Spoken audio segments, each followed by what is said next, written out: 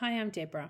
Today I'm presenting my inquiry into the impact of feral cat predation on Myrmecobius fasciatus, otherwise known as the numbat, and its survival in Dryandra woodland. The numbat is WA's state mammal emblem and the only termitivorous marsupial in the world. With fewer than 1,000 remaining in the wild, it's classified as endangered, and its future depends on targeted long-term conservation action. Historically, numbats lived across much of southern Australia. Today, only two natural populations remain: Dryandra woodland, a predator-proof sanctuary, and Perup Nature Reserve. At Dryandra, numbers reached a record low of just 5 individuals in 2018. Feral cat predation is the primary driver of this decline. I'm at Dryandra woodland, and behind me you see the fence to fence off the sanctuary area for the numbats. This is to keep them safe, but more importantly, this electric fence keeps the feral cat predators out. You'll notice the fencing is not only electric, but at the top it has this unique curve so that predators can't climb over to get into the sanctuary. Across Australia, feral cats kill 1 million native animals every single day. We're looking at somewhere between 2.1 and 6.3 million feral cats across the country. Adult cats can produce 18 kittens a year, while numbats can only raise 4 joeys maximum. Numbats are also diurnal, sheltering at night in logs, while feral cats are efficient nocturnal hunters. Numbat populations can't recover from sustained predation by a predator that outnumbers them by millions. For numbats, extinction is a measurable, immediate risk. Numbats are critical regulators of termite populations in the woodland ecosystem. They have this incredibly long, sticky tongue, and it extends up to 10 centimetres, which they use to consume around 20,000 termites every single day. That daily feeding behaviour affects everything from soil aeration to tree decay, nutrient cycling, and the overall structure of the woodland. If numbats disappear, their ecological function disappears with them.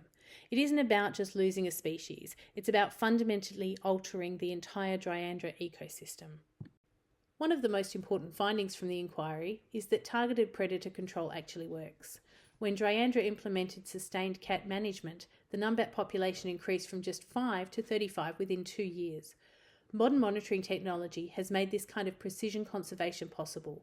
Radio tracking shows us exactly how numbats use their habitat, and camera traps give us accurate population estimates. Perth Zoo's native species breeding program plays a central role in reinforcing wild populations. Captive bred numbats are released into predator-managed reserves, increasing genetic diversity and stabilising numbers. Since 1993, Perth Zoo has released over 321 numbats to the wild.